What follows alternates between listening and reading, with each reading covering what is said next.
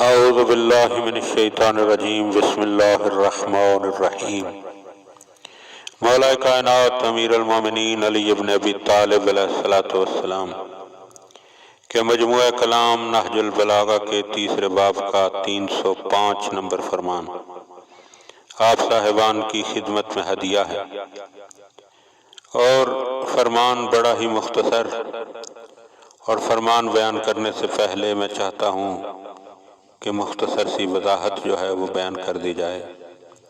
دیکھیے کہ اللہ نے انسان کو مختلف صفات عطا فرمائی ہیں، اور یہ صفات تقریباً ہر انسان میں موجود ہوتی ہیں۔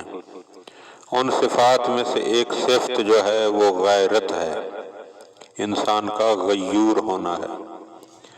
لیکن انسان اپنی ناسمجھی کی وجہ سے، جہالت کی وجہ سے کچھ صفات کو اپنی ذات سے مٹا دیتا ہے، ان پر توجہ نہیں دیتا، لہذا وہ صفات دبتی چلی جاتی ہیں، اور نتیجتاً انسان ان صفات سے محروم ہو جاتا ہے۔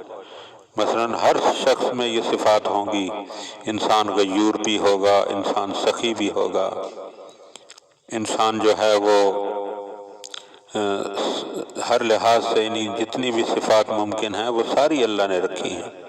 یا بھی انسان کے اپنی اختیار میں ہے کہ کون سی صفات ہیں جنہیں وہ اپنے آپ میں واضح کرتا ہے، اجاگر کرتا ہے، اور کون سی صفات ہیں کہ جنہیں اپنی جہالت کی وجہ سے، ہٹ درمی کی وجہ سے اور نفس پرستی کی وجہ سے انہیں دبا دیتا ہے، وہ سامنے آتی ہی نہیں ہیں۔ تو مولا نے اس فرمان ذی شان میں، جو کہ آپ نے کسی مقام پر انشاء فرمایا، ایک صفت جو ہے اس کا تذکرہ فرمایا ہے، 3 لفظوں پر مشتمل ہے یہ مولا کا بیان۔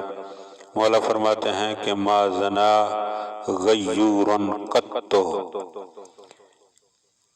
مولا فرماتے ہیں کسی غیرت مند نے کبھی زنا نہیں کیا، بدکاری نہیں کی۔